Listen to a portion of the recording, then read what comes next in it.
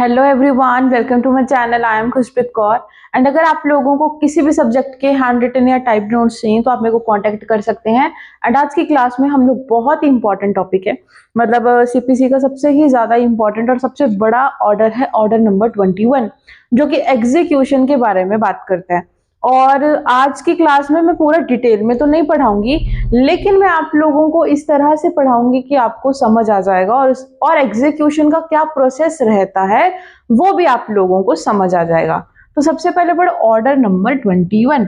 Order number 21 हमारा बात करता है एग्जीक्यूशन के बारे में। तो एग्जीक्यूशन का मतलब क्या है? अब सिंपल देखो कि अब कोर्ट ने क्या किया। अब कोर्ट ने एक डिक्री पास कर दी कि जो एक ए पर्सन है, ए पर्सन बी पर्सन को 20,000 रुपए देगा। ठीक है, चलो 20,000 रुपए नहीं, हम लोग 5 लाख रुपए लेके चलते हैं। यहाँ पर कोर्ट ने डिक्री पास करी कि ए पर्सन बी पर्सन को 5 लाख रुपए देगा। ठीक है, अब यहाँ पर कोर्ट ने तो कह दिया, कोर्ट ने तो दे दिया ऑर्डर या डिक्री पास कर दी, लेकिन अब ये काम किसका है? अब ये काम किसका है? अब ये काम है डिक्री होल्डर का। तो सबसे पहले याद रख लो, एक होता है डिक्री होल्डर। ठीक है जी, जो डिक्री को होल्ड करके रखता है, मतलब कि जिसके फेवर में आई है जजमेंट या सॉरी डिक्री, है ना। और एक होता है जजमेंट डेप्टर। जजमेंट डेप्टर मतलब जिसके अगेंस्ट में गई है। तो सबसे पहले तो यही याद कर लो कि दो पर्सन होते हैं, एक होता है डिक्री होल्डर और एक होता है जजमेंट डेप्टर। डिक्री होल्डर का मतलब जिसके फेवर में आया है डिक्री, और जजमेंट डेप्टर जिसके अगेंस्ट में गया है। तो अब यहाँ पर जजमेंट डेप्टर को कहा गया कि आप क्या करोगे, डिक्री होल्डर को 5 लाख रुपए दोगे, या फिर आपका ये जो पोजीशन है, ये जो प्रॉपर्टी है, ये प्रॉपर्टी आप उसे डिलीवर करोगे, उसका पोजीशन दोगे। लेकिन क्या ऐसा ही होता है? क्या कोर्ट ने डिक्री पास कर दी, क्या वो पोजीशन देगा? क्या भाई, इतने इतने अच्छे तो लोग हैं नहीं है कि वो दे देंगे उसी टाइम पर। नहीं, तो वहां पर आपको क्या करवाना पड़ता है? वहां पर आपको एग्जीक्यूशन करवाना पड़ेगा। एग्जीक्यूशन कौन कराएगा? हमेशा याद रखना, एग्जीक्यूशन कराएगा डिक्री होल्डर। देखो, मुझे कहा गया है कि मेरे को 20,000 रुपए मिलेंगे, तो मैं कोर्ट के पास जाऊंगी और मैं कोर्ट को कहूंगी कि सर ये देखो डिक्री तो पास हो गई है, लेकिन आप मुझे क्या कीजिए, आप मेरे को ये पास करवा के दो, आप मेरे को ये पैसे दिलवाओ। ठीक है, अब मान के चलो कि वो नहीं दे रहा, तो मैं जाके कहूंगी ना कि कोर्ट मेरे को ये दिलवाओ, ये पैसे जो है मेरे 5 लाख रुपए हैं या मेरी प्रॉपर्टी का पोजीशन है, मेरे को दिलवाया जाए। तो सबसे पहले क्या होगा? पेमेंट अंडर डिक्री होगा। इसके रूल्स कितने हैं? रूल है 1 से लेके 2। इसके अंदर 2 ही रूल जाएंगे ऑर्डर नंबर 21 के। तो एग्जीक्यूशन का मतलब क्या है? सिंपल वे में अगर हम लोग देखें तो जो कोर्ट है, कोर्ट क्या, डिक्री होल्डर जाएगा कोर्ट के पास और कोर्ट को कहेगा कि देखो ये डिक्री पास हो चुकी है और मेरे को अब आप क्या करो, मेरे को अब आप मेरा पोजीशन दिलवाओ या फिर जो भी पैसा है वो मेरे को दिलवाओ। तो पेमेंट अंडर ए डिक्री। तो सबसे पहला पॉइंट यही है कि क्या होगा? पेमेंट किया जाएगा डिक्री के अंदर। कोर्ट आपको कह देगा कि जाओ भाई पेमेंट कर दो। फिर उसके बाद आएगा कोर्ट एग्जीक्यूटिंग अ डिक्री। फिर कोर्ट क्या करवाएगा? उसको एग्जीक्यूट करवाएगा। डिक्री तो कह दिया कि पेमेंट कर दो डिक्री को, ये सब कर दो, है ना। और कोर्ट जिस तरह से बताएगा, वो जजमेंट डेप्टर है वो उसी तरह से पेमेंट करेगा। ठीक है, या तो वो डायरेक्टली डिक्री होल्डर को कर देगा या फिर वो कोर्ट को करेगा, फिर कोर्ट उसको पेमेंट कर देगा। तो किसी भी तरह से वो इसमें एक्सप्लेन किया हुआ है। फिर है कोर्ट एग्जीक्यूटिंग द डिक्री। अब कोर्ट यहाँ पे क्या कर रहा है? एग्जीक्यूट करवा रहा है डिक्री को। तो अब एग्जीक्यूट करवाने के लिए सबसे पहले हमें क्या चाहिए? हम एप्लीकेशन लगाएंगे।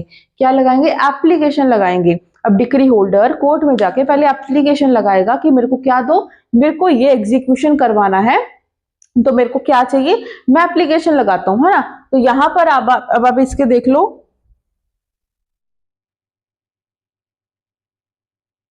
इसके रूल है 3 से लेके 9 तक, याद कर लेना। 1 से 2, 3 से 9, फिर है 10 से 23। ठीक है, एप्लीकेशन फॉर एग्जीक्यूशन के कितने रूल्स हैं? 10 से लेकर 23 तक। फिर है प्रोसेस फॉर एग्जीक्यूशन। अब एप्लीकेशन लगा दी डिक्री होल्डर ने, तो अब यहाँ पर क्या स्टार्ट हो जाएगा? यहाँ पर एग्जीक्यूशन का प्रोसेस स्टार्ट हो जाएगा। और इसके कितने हैं? 24 से लेके 25 तक रूल्स। ठीक है, अब आगे आएगा स्टे ऑफ एग्जीक्यूशन। अब यहाँ पर क्या किया जाएगा? अब यहाँ पे स्टे लगाया जाएगा। क्या लगाया जाएगा? स्टे लगाया जाएगा। तो यहाँ पर क्या है? स्टे ऑफ एग्जीक्यूशन होगा। अब यहाँ पर जजमेंट डेप्टर को कहा जाएगा अब आपकी प्रॉपर्टी भैया स्टे हो गई है। ठीक है, सिंपल शब्दों में कहूं तो मान के चलो आपको क्या कहा गया कि आप अपनी प्रॉपर्टी उसे डिलीवर करोगे डिक्री होल्डर को। कोर्ट यहाँ पर अब आपकी प्रॉपर्टी पे स्टे लगा देगा कि अब इस प्रॉपर्टी को ना ही कोई खरीद सकता है ना ही कोई बेच सकता है। इसे कहेंगे स्टे ऑफ एग्जीक्यूशन। अब कोर्ट ने क्या किया, स्टे लगा दिया। स्टे लगाने के बाद क्या होगा, मोड ऑफ एग्जीक्यूशन होगा। कोर्ट देखेगा कि अब आपकी प्रॉपर्टी को किस तरह से एग्जीक्यूट किया जा सकता है, किस तरह से आपकी प्रॉपर्टी को डिलीवर किया जा सकता है, और या फिर मोड्स ऑफ एग्जीक्यूशन में वो रिसीवर अपॉइंट करेगा जिसका ऑर्डर है हमारा 40। इसी में कहा गया है कि वो क्या अपॉइंट करेगा, रिसीवर अपॉइंट करेगा या अदर कोर्ट के ऑफिसर्स को अपॉइंट करेगा जो कि क्या करेंगे, जो कि उस डिक्री को एग्जीक्यूशन करवाने में हेल्प करेंगे।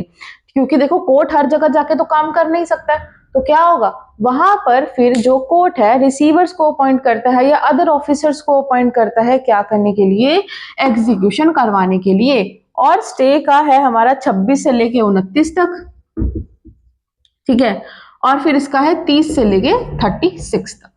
फिर है अरेस्ट एंड डिटेंशन। अब मान के चलो कि वो तो पैसा ही नहीं दे रहा, जजमेंट डेप्टर पैसा ही नहीं दे रहा है, अब क्या किया जाएगा, पैसा नहीं दे रहा तो उसे अरेस्ट किया जाएगा। हमेशा ये चीज याद रखना, उसे क्या किया जाएगा, अरेस्ट एंड डिटेंशन कर लिया जाएगा।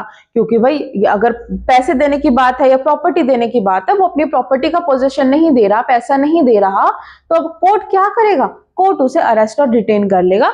और इसके रूल्स हैं 37 to 40 तक।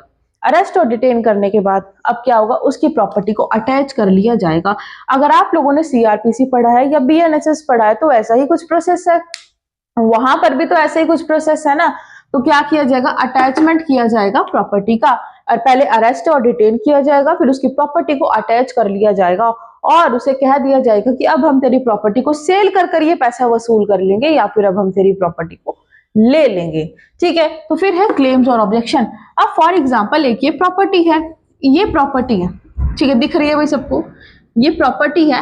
अब इस प्रॉपर्टी पर अब ये प्रॉपर्टी कोर्ट बेच रहा है, ताकि हमें क्या कर, हमें तो डिक्री होल्डर का पैसा देना है, तो कोर्ट क्या कर रहा है, अब इस प्रॉपर्टी को बेच रहा है। लेकिन अभी प्रॉपर्टी को सेल करने से पहले वो क्या करेगा, अटैचमेंट तो कर ली, प्रॉपर्टी तो सीज कर ली, लेकिन अब वो क्या करेगा, क्लेम और ऑब्जेक्शंस देखेगा। वो न्यूज़पेपर में पब्लिश करवा देगा और पूछ लेगा कि अगर किसी का इस प्रॉपर्टी में क्या है, क्लेम है या ऑब्जेक्शन है, तो वो आए, है ना। क्योंकि ऐसा हो सकता है कि वो प्रॉपर्टी सिर्फ उसकी ना हो, उसके भाई की भी हो, या फिर उस प्रॉपर्टी में किसी और का इंटरेस्ट हो, या फिर ये प्रॉपर्टी में फॉर एग्जांपल जजमेंट एक्ट तो वहां पर रेंट पे रहता है, तो हम उस प्रॉपर्टी को कैसे सेल कर सकते हैं। तो यहां पर कहा गया है क्लेम और ऑब्जेक्शंस, कि अगर यहाँ पर किसी का क्लेम है या ऑब्जेक्शन है, कोई ऑब्जेक्शन करता है कि भाई ये प्रॉपर्टी मेरी है, कोई तीसरा पर्सन कौन करेगा, थर्ड पर्सन करेगा ऑब्जेक्शन और क्लेम कि भाई ये तो मेरी प्रॉपर्टी है या फिर मेरा इसमें इंटरेस्ट है, तो फिर कोर्ट क्या करेगा, उस प्रॉपर्टी को सेल नहीं करेगा। ठीक है, और क्लेम और ऑब्जेक्शन का हमारा कितना है, 58 से 59। ठीक है, फिर है हमारा सेल। अब किसी ने ऑब्जेक्शन नहीं किया या ऑब्जेक्शन किया तो उसको उसके हिस्से की प्रॉपर्टी दे दी। अब यहाँ पर कोर्ट क्या करेगा, अब यहाँ पर कोर्ट सेल करेगा। सेल करने के बाद सेल हो गई। अब सेल जो है वो दो तरह से होगी, या तो मूवेबल होगी या इमूवेबल होगी।